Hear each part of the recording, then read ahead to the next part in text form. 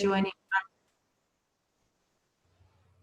our Accelerating Climate Resiliency Grant Program informational webinar. And as you can see, as you probably heard, this meeting is being recorded and we are going to post it on our webpage. The URL to the webpage is in the chat, or it was before I got cut off from you all. Hopefully this won't happen again. So maybe Ella and Cami, you'll be poised to pick up where I leave off with the presentation. It's in, thank you so much for joining us. I think we have 55 participants. Everyone is on mute. We are definitely encouraging you to put your questions into the chat box, and we will be monitoring that and making sure that we're able to address everyone's questions, concerns, and topic of conservation, concerns about the program. So without any further ado, and while I still have you, I'm going to try and share my screen again, and we'll get started with the webinar. So first, I would like to introduce you to the team. We love collaboration here at MAPC, and I'm really excited to have such an awesome team to do this work in advancing climate resiliency in Metro Boston. So I've introduced myself. Ella, would you like to introduce yourself? Hi everyone, good morning. My name is Ella. I'm a land use planner, mostly work on master plans, open space plans, and zoning, and know some of you through that work. Thanks for joining. And then Cami Peterson, our director of the Clean Energy Department. Cami, would you like to introduce yourself? Sure, thanks Darcy. Hi everyone, Cami Peterson, director of Clean Energy here at MAPC, and so glad to be working on this program in our second year. Great. So just a presentation outline today. We'll introduce the program. We'll talk about program priority areas. We're going to go into a little bit of detail about grant types and the timelines associated with that. We have some tools that we're looking for you all to use, and we're going to kind of dig into those a little bit. Introduce our resilience community of practice. And then we have some tips for a good grant program. Some things to consider that will make your proposal very competitive. And also we would anticipate spending probably about an hour and 15 minutes for all of you to provide any questions that you have for us, pitch your ideas. So we've set aside these 2 hours really just to help you. So we're here for you to help you develop a good program. So I will try to reserve my speaking to about 30 minutes.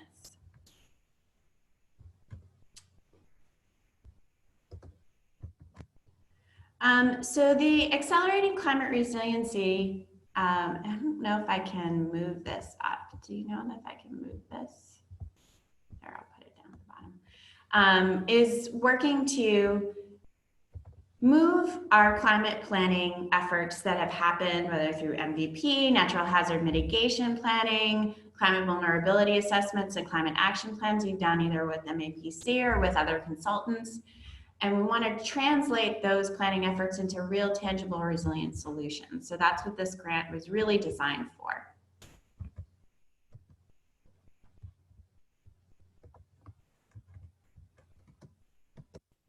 I'm sorry, I'm having some trouble here with my computer. Here we go. We're really looking to protect people from the impacts of climate change and extreme weather events. So my new sort of paradigm when I work with communities on climate change is that it only really matters because people live here. So we really want us to start to think about the lens of how does climate change affect people? Because the earth would be fine without us, even with climate change, but it's the people and how we protect them that is most important as we think about accelerating climate resiliency. We want to support innovative, replicable, and transformative solutions. So what are some of your big ideas? This is a grant opportunity that can help you advance them. This grant also, we want to have it serve as a leverage for funding for other local, state, and federal grants. We know that municipal budgets are very tight these days, or they often are. So if our grant can be a match to other grant programs to make a bigger project, then we're really excited to do that. Again, we want to prioritize climate equity, those that are at the greatest risk or the least adaptive capacity, and we'll talk a little bit more about that. And really promote meaningful community engagement for climate resilience. So we're really excited to bring this program to you. It's in our second year. It's a little new and improved, and we look forward to making it even better and brighter for you. Just wanted to go through a couple of highlights on what's new this year.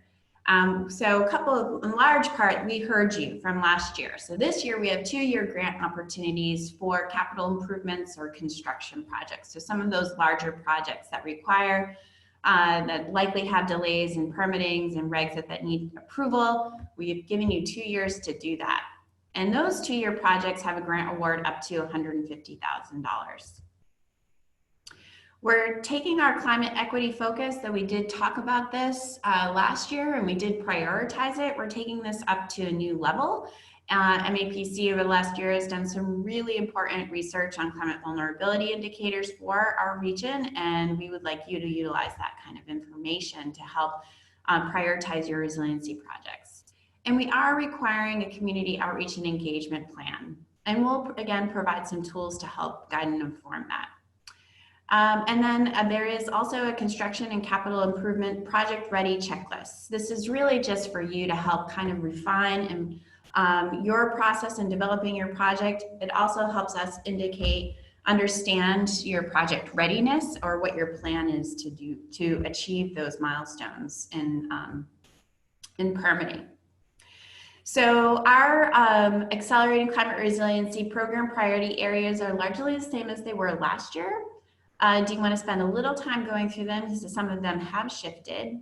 But first, we are really looking to advance nature-based solutions for climate resilience. So this includes green infrastructure and installations, climate smart parks, urban forestry, floodplain protection, and restoration of natural systems. Our second is municipal climate resiliency policy, including regulations, zoning, permitting, and inspections. The third is innovative financing or infrastructure investment program models. The fourth is climate coalitions or convenings, such as stormwater partnerships, regional climate collaborative, or watershed-based climate initiatives. Climate change capacity building, municipal staff capacity to implement climate resilience. So we understand that, I want to spend a little bit of time talking about this. We understand that municipal staff capacity, funding, and working with partners can be a real challenge to advancing climate resiliency. And we know that there is a real urgency to do so. So we are supporting efforts that can really help provide some seeding to help get those capacity building, those programs off the ground, and it could include municipal staff capacity. So synergies between climate adaptation and mitigation and other co-benefits, and we'll talk a little bit about this. This program's really designed to move a little bit away from advancing clean energy efforts, but not necessarily eliminate. We want to sort of see the synergies between the two of those. Now, more important than ever is supporting local food systems through community agriculture resiliency measures or beyond. District-scale climate resiliency pilots that are scalable and replicable. And then finally, public outreach, marketing, or arts and culture projects that advance climate change knowledge or action. And so we'll dig into some of these a little further on in the presentation. So the first thing I would like to do is talk about the one-year grant program. So as I mentioned, we have 1-year grants and we have 2-year grants. So we'll dig into what the 1-year grant looks like. This is our timeline. All of the proposals are due on August 31st. And we anticipate award announcements on or around October. We would work with you once you had your grant award. We'd work with you to solidify a contract in October and November, and then off you go. So we will be looking to do a progress report, a 6-month progress report from you, similar to what we did last year. They're very simple and straightforward. We really just want to have a check-in from you to see how things are going, to see if there is a need for for more technical assistance, to change your scope, or what we can do to help continue your progress on your project. And with your progress report, you are able to submit your expenses, and then we can reimburse you for those expenses that you had spent to date. So you'll have some grant funds available in May. That takes about 30 days to complete. We're really excited about your projects. We really want to showcase them. So we would anticipate, where it's applicable, doing some site visits on or around May, June of 2021. And then your projects would need to be complete by October 31st. And then the remainder, and this includes a final report, which is a little bit more detailed than the progress report. And you would, at that point, you would submit the remainder of your expenses, and we would reimburse all the expenses and the remainder of your grant award at that time. So my computer is going to cooperate, which it has forever. And of course, now when I need it to the most, it's not.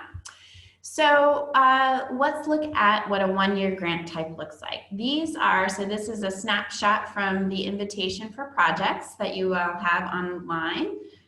So this is for a one-year project, is a technical assistance or design grant or a capacity building type grant. This is for 1 year.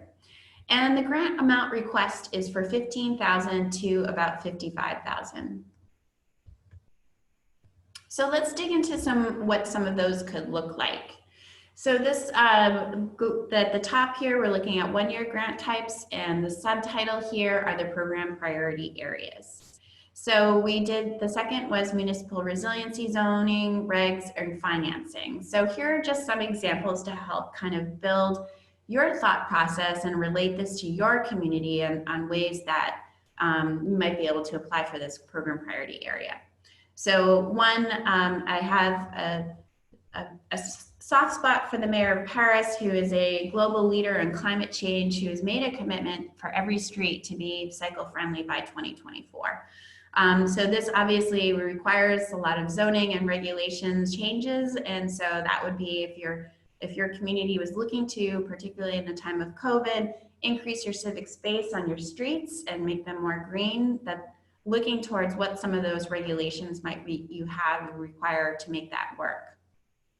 So implementing green infrastructure in your zoning, looking at subdivision control laws, ways that we can ensure that every new and redevelopment capture all stormwater or runoff on site. Or here's just a thought to be a little provocative. We're still building homes in a flood zone. Why does this bad idea keep happening? And it would be really interesting for communities to start thinking about that in terms of their zoning regs.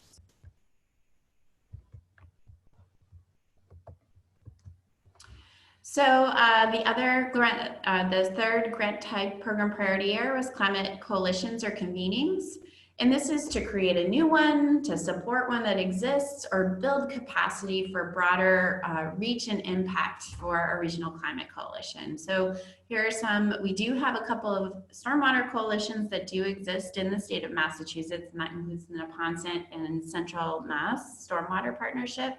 And I just, to the right, want to bring your attention to one that's called the Salt Lake County Stormwater Coalition. And this really is aligning a wide variety of diverse stakeholders, both homeowners and businesses, contractors and developers, students, community leaders, and elected officials to work together collaboratively to really advance clean water and bring stormwater back into the ground. The one on the right, the Clean Air and Climate Coalition is a national coalition. There are 67 states that are participating, and I think this is a really great example of ways that we can align climate resiliency, greenhouse gas mitigation, and public health. As I mentioned earlier, climate change only really matters because people live on the earth and their health is the utmost important for us to function. So greenhouse gas emissions obviously improves our air pollution. One of our critical components of our survival is clean air. So those are just some examples you could think about if you were looking towards doing climate coalitions. So improvements to social resiliency or cohesion. And I think, again, I wanted to bring some interesting examples to your attention. In my previous position, I had the opportunity to work with Green Latinos, which is a national conservation organization of Latinos, and they really work to advance parks open space, environmental protection, clean air, clean water, and also climate change.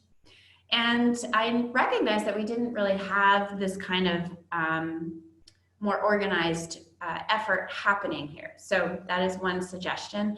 The NAACP has an environmental and climate justice program. Again, this is looking at a national level. And is there a way that we can work to advance that type of approach of social cohesion, advancing climate justice with people of color in a similar fashion? And then finally, have had the opportunity to learn about the efforts of Native Americans and Indigenous peoples in advancing their climate resiliency, whether it's on their reservation or with their tribe.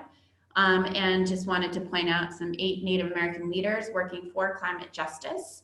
And, you know, certainly I think this is one of those areas MAPC is really also starting to work to advance, is bringing back the voices of the Native people whose land is here that we now occupy. So synergies between climate adaptation and mitigation and other co-benefits, and I'll talk a little bit more about that. But again, so I'm bringing you back to Paris, and they're cycle-friendly by 2024. And indeed, right now, they have 60 kilometers or about 35 miles of their streets are open for civic space during COVID-19 social distancing. But the thing what I like about here is we know that our emissions, our transportation, our emissions are our greatest source of greenhouse gases. And if we're increasing our civic space to walking and biking on our streets and greening them, we have this opportunity to both reduce our greenhouse gas emissions potentially in those areas, clean the air pollution, and think about greening cities and more social gathering places that are greener. The Blue Carbon Initiative is an interesting example. This is the photo on the right of aligning mitigation and adaptation strategies, largely through coastal and inland wetland systems, which we know are very effective at carbon sequestration and carbon storage. So those are the types of things that we like to look at, what ways that nature-based solutions can further enhance achieving your greenhouse gas emission reduction goals or your net zero goals, while also creating more coastal resilience to flooding, for example, or urban heat.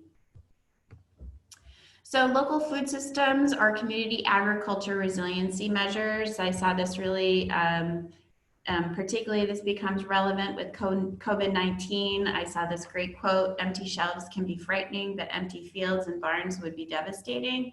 So we know that food insecurity is on the rise. We also know that food banks are really all over the Commonwealth, are really looking all over the US to fill their shelves to support people affected by COVID-19. And our community farms are a really big part of what a community loves about their town or their municipality, ways of bringing people together, improving our health, and learning where our food comes from. So we would like to see some projects that are really advancing and supporting our community agriculture or local farms, but also connecting those to those who are greatest impact to climate change and advancing food security.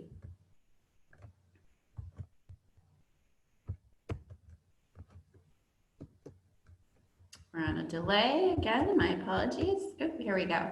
So district scale pilots that accelerate climate resiliency. These are kind of design and planning type efforts, but they could actually be in infrastructure improvement efforts as well. So this is an example of the Snug Harbor Resiliency Plan, which is a grant that we awarded last year. Snug Harbor is in Duxbury, Massachusetts. It's an area that really at a lunar high tide with high winds, you can see the extent of flooding on the picture of the right. It's pretty common. This is an area that is really the only boat launch for all the commercial fishing industry, of which is a really major part of that town's economy, and as well as the Massachusetts economy. And there's also marine school and among a variety of other businesses. So this project was designed to work with those stakeholders whose livelihoods are directly dependent on this district area, this Snug Harbor District Business District area, and how we could prioritize solutions that would be really in their favor to secure their livelihoods and businesses. So the outreach marketing are arts and culture projects that advance climate change knowledge or action. Wanted to give again a couple of examples of that. And these are two projects that we funded last year for the Accelerating Climate Resiliency Grant. The one on the left was a project with the town of Needham that decided that they really wanted to reach out to their seniors and work with them, workshop with them, preparedness to extreme weather events. And they held different workshops during, for example, one's on hurricanes and extreme precipitation during hurricane season, one on extreme cold during the winter, and one during on extreme heat during the summer. And they translated all and interpreted these materials into several different languages. Obviously, you can see Chinese is on the left. So that's an example of really using outreach and marketing in a manner of communication strategies to advance social cohesion. And utilizing this grant program to ensure that you're reaching those whose English may not be their first language. The second project on the right is called Muddle the Puddle Transformed. This was a project that was using arts and culture and education as a way to advance climate resilience, as well as engaging students in learning about climate change. So this happened in the city of Everett along the Northern Strand Trail. You can see the middle picture is the before and the bottom right picture is the after. And this is the city of Everett hired an artist who worked with local school students who designed, chose an area along the Northern Strand Trail that you can see had kind of nuisance flooding. To really revitalize this area and enhance an entrance to the Northern Strand Trail. There were rain gardens that were installed, and as well as murals, and there was and the students were designed and really actively engaged in developing that in partnership with the city.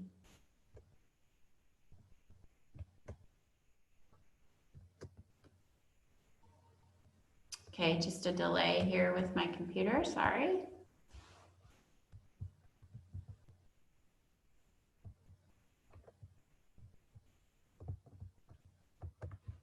Oh, here we go. Okay, so let's talk about two-year grants. Again, the proposals are due August 31st. Same grant award contract kind of time frame. The difference with the two-year grant awards is that we'll be expecting progress reports every 6 months. So you'll have 3 progress reports and a final progress report. So the first would be April 15th, the second October 31st, the third April 15, 2022. And then we do want to have some site visits to check on your project, again, because we are really excited about your project and want to showcase your work and really help communities understand the types of things that can happen across the region. And then those final grants would be due October 31st, 2022, with your final reimbursement occurring in November. And just as a reiteration that we would reimburse any expenses to date at each of your 6-month progress reports if you wanted. You don't have to. So the grant type 2-year, again, screenshot from the invitation for projects. It's a capital project would be the type of grant for 2 years, and the grant amount request is $55,000 to $150,000. So just want to give you some thoughts about some ideas on what you could do with a 2-year grant. So again, going back to the first program priority area, nature-based solutions, capital improvement or construction projects. We do love climate smart parks, of course. So thinking about ways, if you have a park improvement program underway, can you start to think about that design and redevelopment of that park in a way that is really going to enhance resilience of your community, whether it's addressing flooding or urban heat, social cohesion, things of that nature. Looking at developing green streets, and a lot of our communities have adopted complete streets plans. And we are looking to really take that to the next level and think about these as a green street. So how can we utilize this redevelopment of our streets as more green, capturing our stormwater, cooling and mitigating our urban heat island, and making them more bike and pedestrian friendly.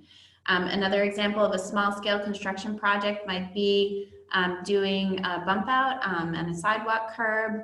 Again, sort of working towards, this could be a single project you might be able to do for $150,000, which also causes traffic, enhances traffic calming, mitigates stormwater, increasing civic space for walking and biking and safety.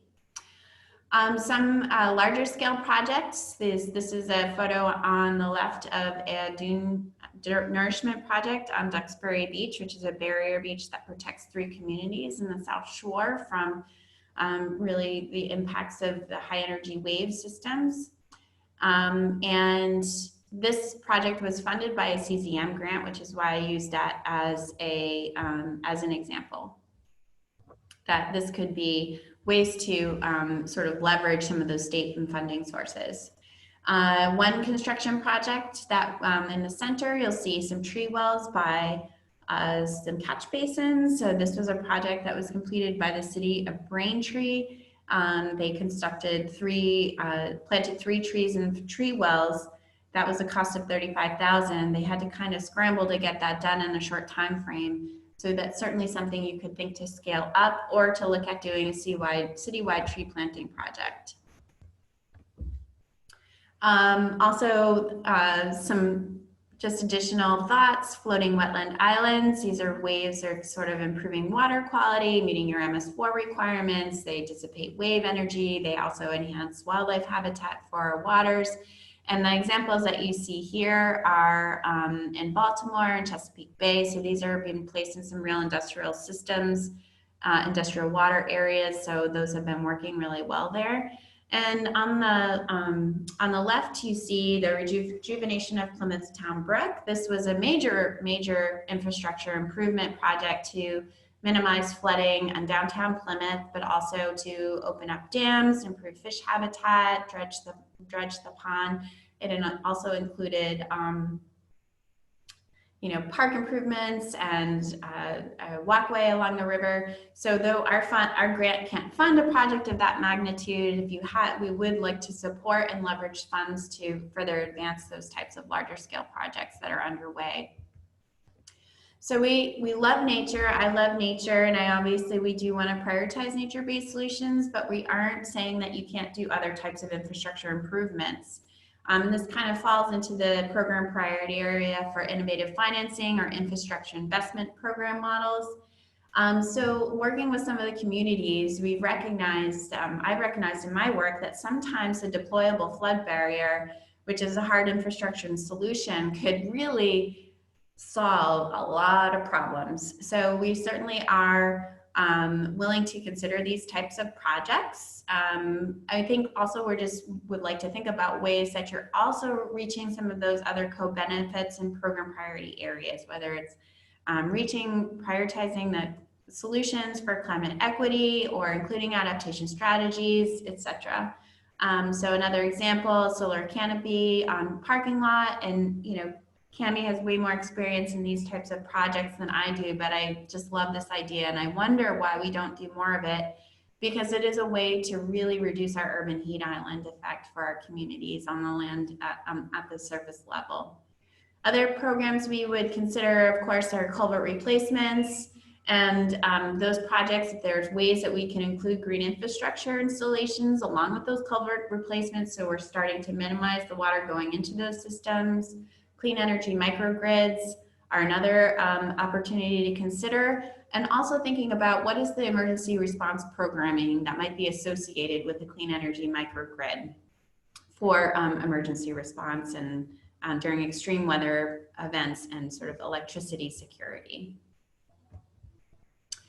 So, so we do, as I mentioned, so now we're going to move into some tools. So I want to take a stop there and check with the chat to see how we are doing, if there are questions that we need to answer. Yeah, there are a few good questions that have come in. Okay. So a lot of these questions are pretty big, so I'm going to save these all to the end, but please do keep your questions coming. Ella is monitoring the chat. She is collecting all of them, and she will make sure that that we answer every single one of your questions. I do want to just make sure we don't dive too deep into the weeds until we've gone through the rest of the presentation. So as I mentioned, MAPC, we had an extraordinary researcher, unfortunately, that has moved on to bigger and brighter things, that worked at MAPC and named Sleeky.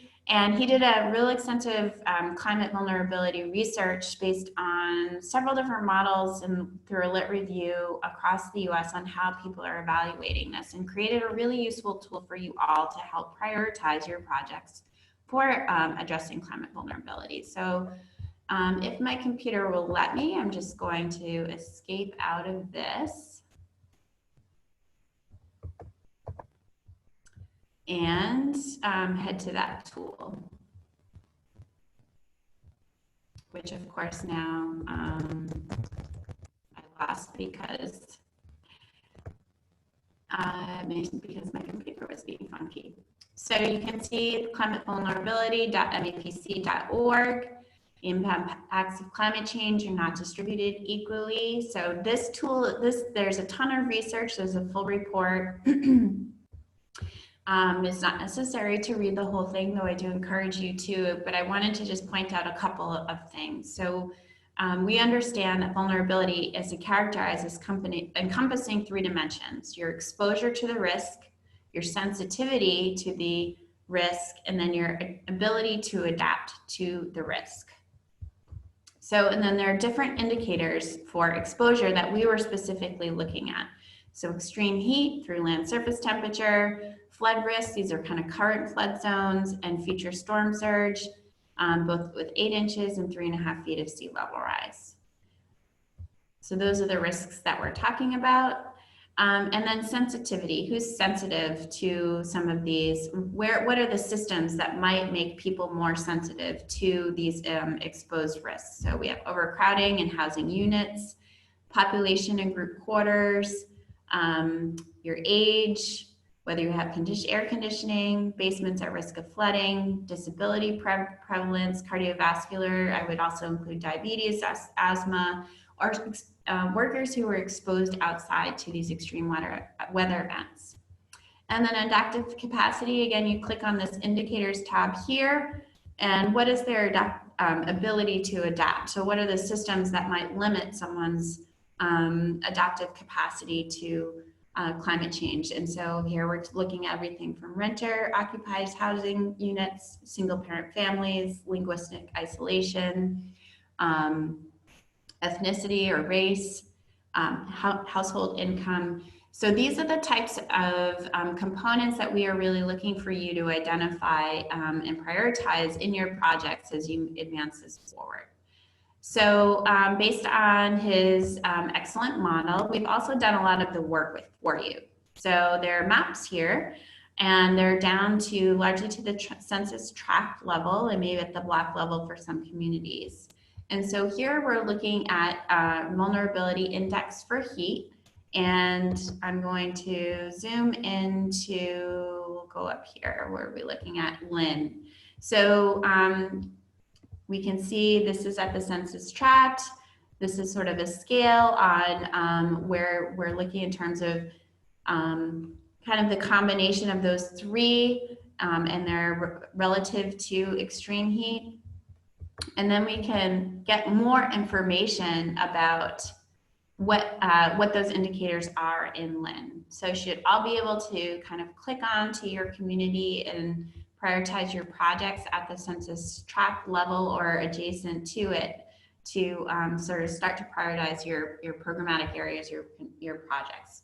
We also have that for flooding with current flood zones and future flood zones. So I hope that we have made that easy for you to take a look at, and then I'll go back to my PowerPoint. And then also, the second tool that I want to bring forth is that, community engagement is really, really important.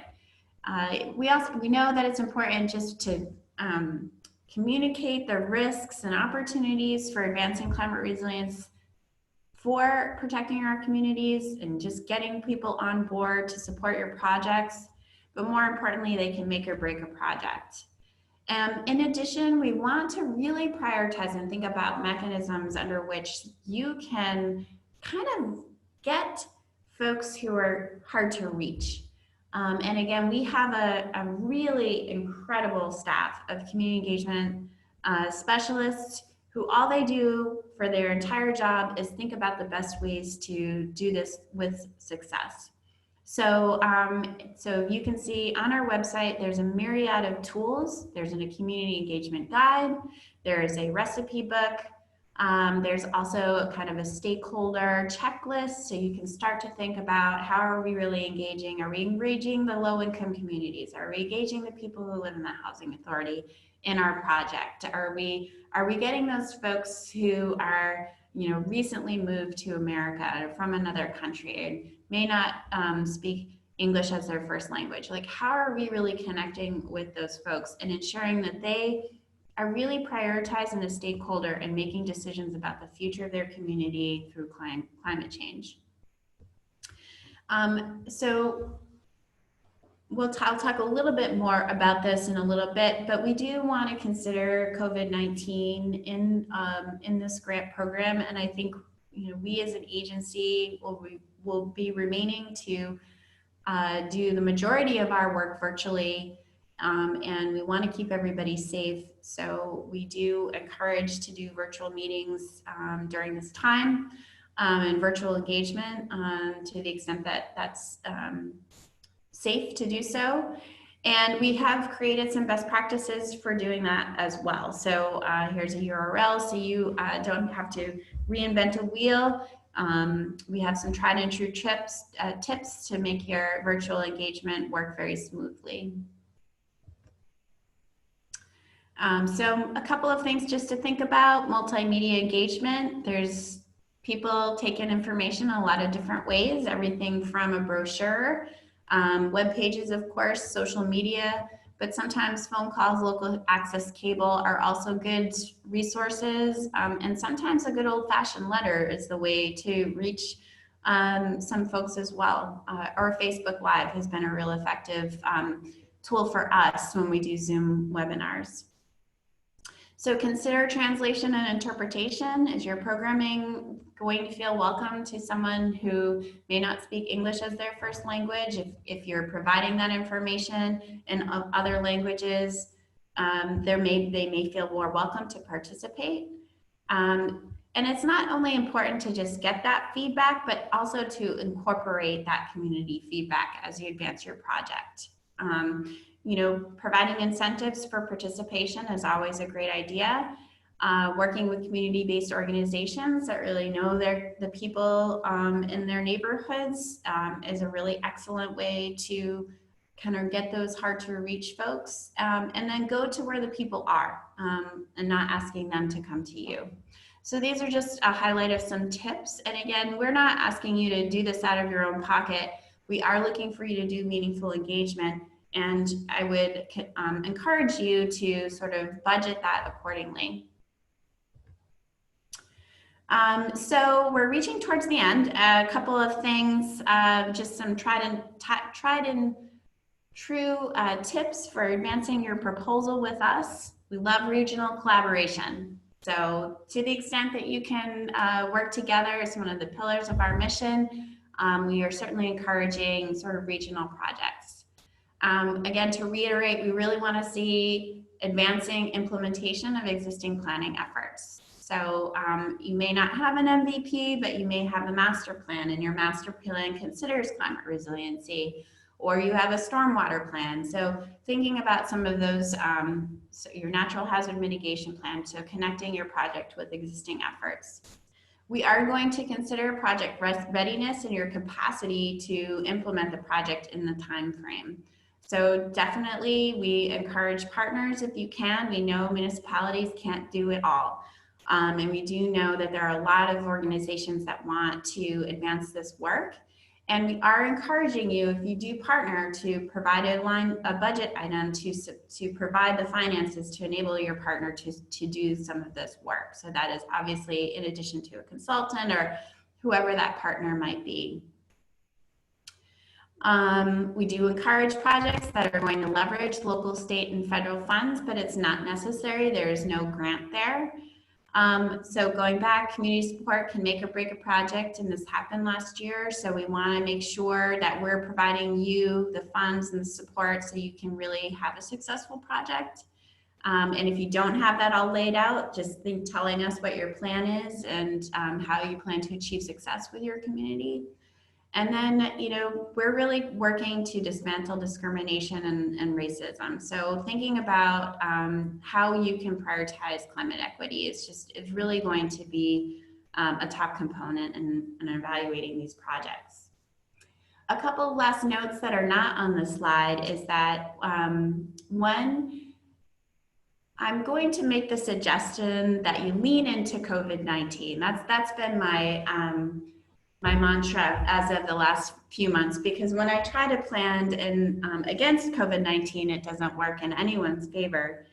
And I say this in the sense that think about what you can reasonably achieve in a 1 or 2 year grant program, knowing that there may be a period of time where we are disrupted for normal life with an increase of COVID-19 back in Massachusetts. So I would just like to have you consider that and sort of mention that and be thoughtful about your approach and what you can achieve, knowing there may be disruptions in the supply chain, disruptions in the workforce, and your disruptions with just engagement opportunities as well. And then finally, just a note that there is a technical review team who evaluates all of these projects, kind of based on these different points of thinking about project readiness, meeting the program priority areas, your capacity to complete the project, equity, community support, etc. So that's an internal team that includes land use, housing, transportation, clean energy, and public health.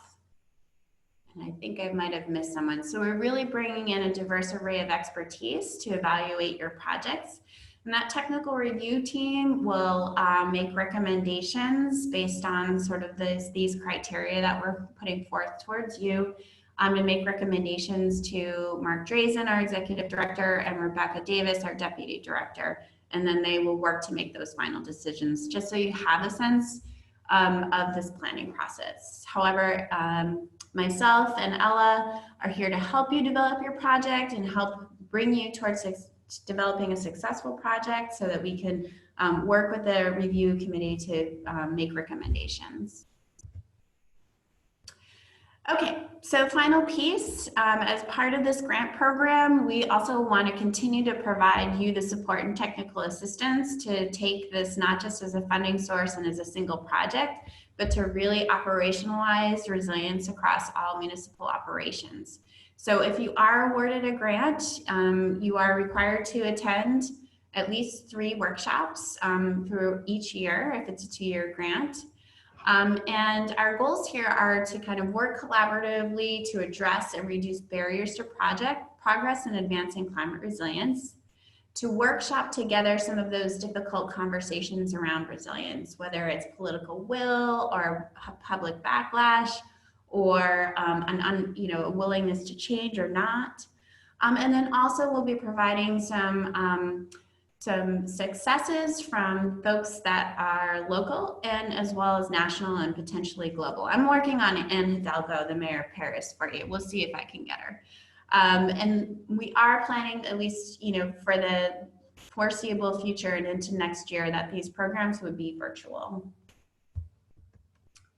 So I'm really excited to see that there are a lot of questions, and we do look forward to answering them. So continue to share your question and project ideas with us in the chat box, and Ella is going to make sure we reach every one of those.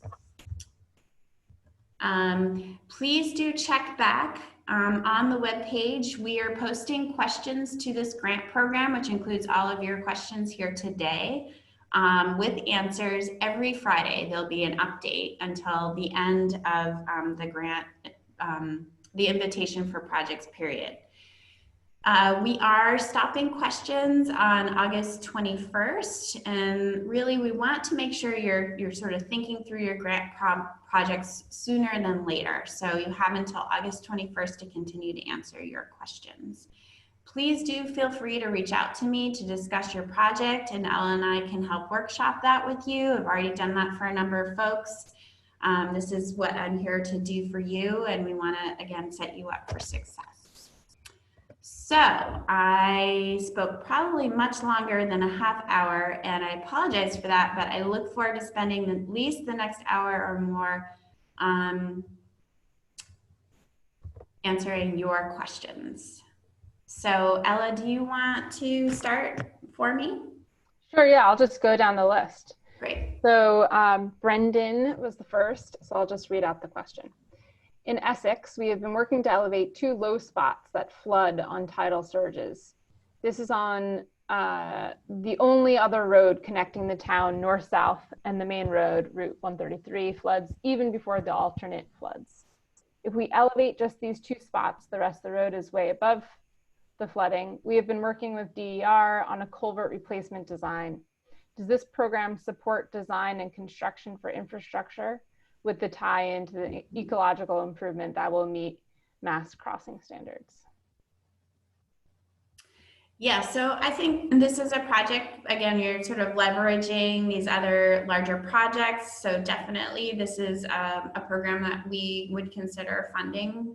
Again, kind of making those connections to the ecological restoration component of this project would be an important, just so you're meeting multiple program priority areas, because if you're touching on multiple, that further enhances your application. Great.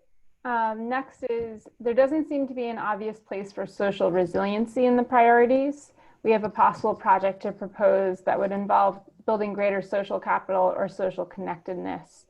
And then I saw that John followed up that social resiliency is in the priority areas. It's just not in the list of program priorities.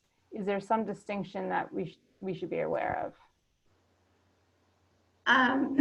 So I guess I'm sorry if that wasn't unclear, but certainly building social capital and building networks for social cohesion is definitely a program priority area, and we would support that project. I'm not sure, maybe you want to provide more clarification, John, on that, on your question? Yeah, no, when you went through the program priorities, there was an obvious mention of social resilience there. And then I saw in the RFR in the table program priority areas, it's there. And then you gave an example after I asked the question. Oh, okay. So I was just trying to understand what the distinction was between what was in the table and the RFR and what's in the text earlier in the RFR where it's not mentioned. And maybe it doesn't matter. Okay, that sounds good. And I mean, I think you bring up a good point. I mean, we're proposing some ideas for you, but you know, these are definitely through my own bias and lens, and we really want, as I mentioned, for you to implement your planning projects. So my ideas may not align with that. We want to do what's best for your community, but in a manner that kind of supports the program priority areas. So your ideas are really welcome. Yeah, thank you. Great. So then there's 2 questions about timeline. One is, if a grant is for regulation updates, would the timeline be adjusted to coincide with town meetings? And similarly, if we would like to leverage the funding for state and federal grant sources, is the schedule flexible to accommodate? Yeah, so great questions. Thank you for asking those. I think the first, when you're thinking about revising resiliency regulations and zoning bylaws, I think I put an asterisk there that we would certainly consider a 2-year project for that, even though it might not be 150 major expense. But if you were to take that review, the planning and revisions of your zoning bylaws to a town meeting, that's like an extra star, because that would actually put the implementation in place. So in short, yes, we would consider a 2-year grant for something that was looking at zoning revisions and included a town meeting. In terms of federal grants, are using this a 2-year grant program for leveraging federal grants, I think we would consider that on a case-by-case basis.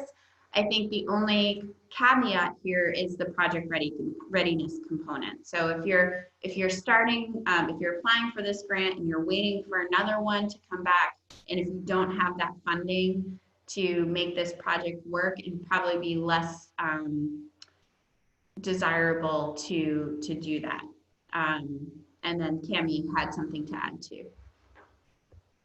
Yeah, I was just going to mention that for those of you that might be considering applying for funding, that wouldn't be available at the start of this project. And so that's why you were thinking of that 2-year time frame.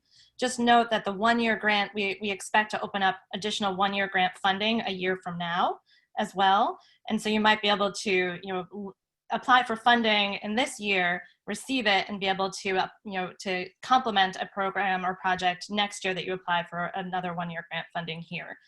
So just to keep those options in mind. Great. Okay, so the next one I think came in when we were discussing sustainable agriculture. Is forestry considered within the category of agriculture?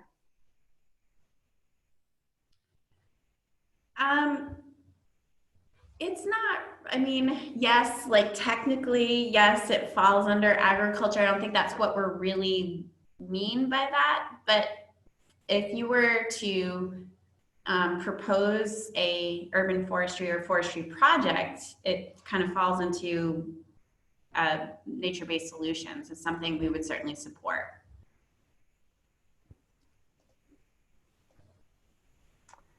Okay. Next from Emily. For 2-year capital improvement construction projects, are projects expected to be already fully designed, permitted, and ready for construction? I think that depends on the scale of your project, but I think if you, but I would want to see that, I think we would at least need to have design completed. But again, I mean, it depends on the scale of your project. If you're just doing some bump outs on a sidewalk, you may not have to have had that completed yet. But if you're kind of redoing a whole street and you don't have construction documents yet, that we were going to stick green infrastructure installation as part of a larger transportation improvement project, and you don't have construction documents yet, I might be concerned about the project readiness. So really what this comes down to is your ability to implement a project within a 2-year time frame, knowing that one, construction always has delays, always, like every single time there are delays. So account for that. And then 2, we might have extra delays because of COVID. So I think it just depends. We don't have any strict requirements for that. We just what we want to know is that you can complete the project in a 2-year period reasonably. Okay, from Carrie. Can a design project for green infrastructure be a 2-year project with a budget of up to $150,000? Or do all design projects need to be 1 year with budget up to $55K? As noted, most construction projects would have a larger budget that would need additional alternative funding. Yes, that's correct. So if you were just doing design, then I would say it's a 1-year project. If you were doing design and construction, then yes, it's a 2-year project. You may need other sources of funding for that. We understand that, that this grant may not support the entire thing. And I just want to make sure that I answered that question. So I'm sorry, who? Carrie Reed. Carrie, do you have any follow-up on that? Did I answer that question adequately for you? Hi, it's Carrie. Yes, you answered it adequately. We're kind of struggling because our budget is a little bit higher, and I don't know because everybody's mentioning there's so much constraints on municipal budget if we'll be able to put in a match. So we're kind of like, yeah, in this limbo of how much we include in the scope for this. Okay. And just I'll follow up with you later. That sounds great. Okay. Okay, from Cindy O'Connell. Can funds from this program be combined with CZM grant funding to complete construction? Absolutely. We love that. Go for it. Great. From John, is it correct that the grant commences about October 15th of this year? So for a one-year program, it would be expected to be completed by October 15th, 2021? I'm going to say around. So a couple of factors that affect that. So that's our intent is about, your start date is about probably October 31st, reasonably. And then would be in 2020 and be completed in October 31st, 2021. That's like a normal MAPC day schedule. Again, we have our own, COVID-19 has sort of shifted operations for us and availability of staff around these issues. So we're working towards sticking to that timeline, but I can't make any promises about it. Okay, from Stella, is the community able to apply with multiple project submittals? Absolutely, yes. That doesn't, you'll probably, if you're awarded, you'll only be awarded one. But if you have multiple opportunities, please do submit applications. Last year, the city of Boston submitted 5. So. Great. Okay, Patrick Lynch, in reviewing maps, so we can talk with our, oh, this was after you showed the climate vulnerability analysis on the MAPC website. In reviewing maps, so we can talk with our North Shore communities to look at LID, stormwater, greenscapes projects. We've noticed the 2 future flood vulnerability maps only extend as far north as Revere. If we have other data on future flooding concerns, is it appropriate to cite that research? Absolutely, please do, please do. I absolutely. You are all most familiar with your communities, your climate risks, so you inform us, absolutely. So then there are 2 questions on staffing. So could this grant funding opportunity cover a sustainability director or coordinator for a municipality? And then a follow-up, especially with COVID, specific climate staffing requests were removed from the spring budget in anticipation of funds being needed to cope with COVID. So could this fund or match temporary staffing needs? Yes, so this is very new this year, and literally we needed to confirm with the Bar Foundation, who is providing the source of these funds, that was acceptable. So they do understand that staff capacity is a constraint toward advancing climate resilience. I think what we would want to see is that this is seeding a position, and that there's because we obviously can't support this position every single year. But if we can start to seed this position, that we'd want to kind of see what the long-term viability of maintaining this position is through your grant program. And it might just be through a level of support. It might just be, well, this year because of COVID, we can't, maybe not next year. But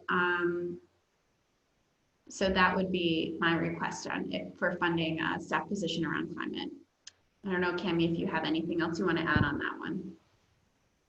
No, yeah, I think, the funding that we have available is unlikely to, completely fund a new full-time staff person, but it certainly can work to complement funding that I know a lot of, municipalities have been putting together. They have small buckets of funds or have been trying to protect some amount of funding. Obviously, a lot of that has been made more vulnerable due to COVID and the strain on municipal budgets, but I think it certainly would work well to complement that or to fill in some of the gaps in some of the funding in order to allow a staff person to work part-time on climate resilience and mitigation or just climate resilience. As part of this grant funding, it really would have to, that staff person would have to be advancing climate resilience in their community, but it could be more largely sustainability or climate mitigation and resilience as well. So yeah, I think we're really excited to be able to expand the scope of what this grant could fund this year to include that. So I hope communities do think about how this could potentially help them in that area. Okay, regarding food and agriculture, would vehicles be covered by that program type? So for example, switching to an electric tractor as part of a larger town education program around both mitigation and resilience. That's a very interesting proposal. I think we would consider that. Great. What's the total budget for grants, and roughly how many are you expecting to make? Yeah, everyone loves this question, and you're going to hate my answer. We received, I can say this, we received $1.2 million grant over a 2-year period. And how many grants are we going to award this year? It depends. How many 2-year grants are there going to come in? How many 1-year grants? We are doing this, as Kemi mentioned, 1 year, we are doing this grant program next year. So it really just depends on what we receive and then how we kind of flesh out what we anticipate for next year. So I know that's really not the answer you're looking for, but what I will say, which I think is what people are asking, is this program going to be very competitive? Last year was our first year, and it was incredibly competitive. So we're really excited that we have a lot more money this year, but we also think it's going to be even more competitive. From Ian Cook, can MAPC itself be part of a project team for one of these grants? I think that, yes, we can consider that. I think that I think that would be under consideration. I'm going to say that. There's some, yes. And this is the last one right now. So for a project that has received MVP grant funds, such as a climate action plan, could this grant funding go to additional community engagement in environmental justice communities or vulnerable populations? Absolutely, that sounds like a great project.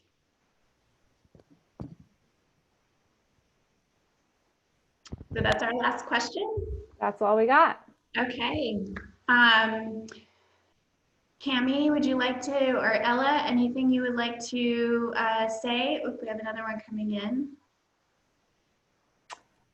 Would a municipally used electric charging station be considered as part of this grant?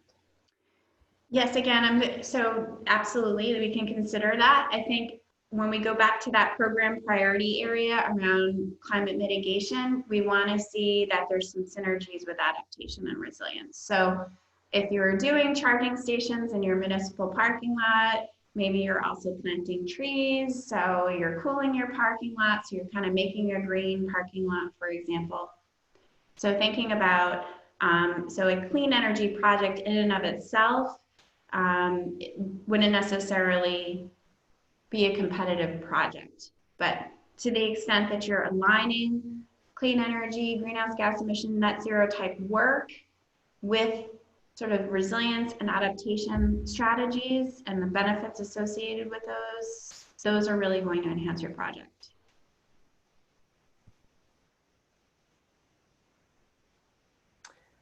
We can have some more here. Would beach nourishment be considered for a private stretch of beach? Maybe.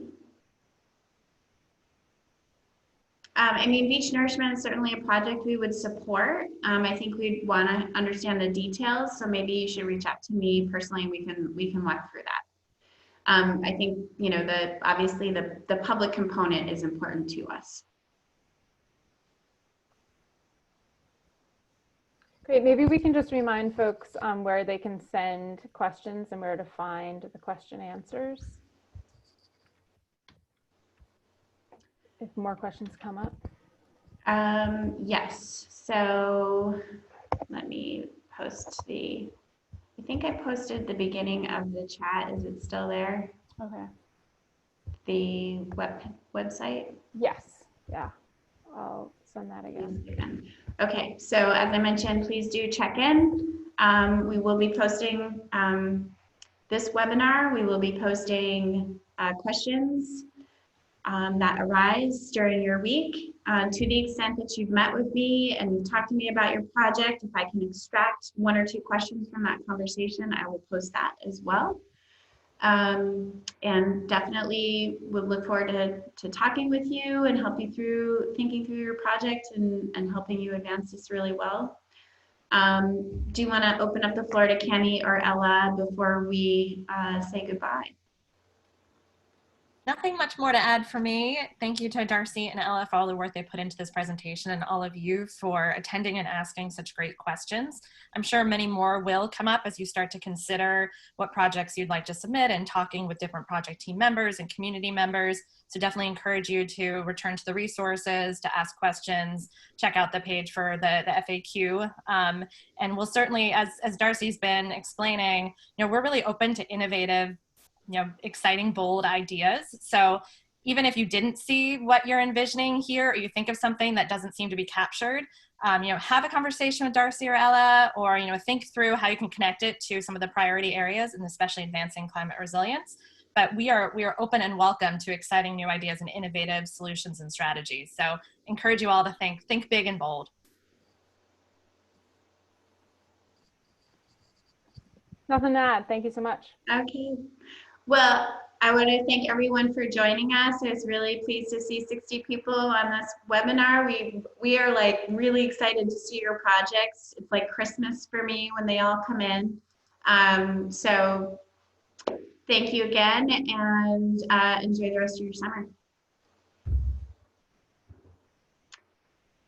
Okay, so I'm going to remember now to save the chat. How do I do that? I wish I remembered.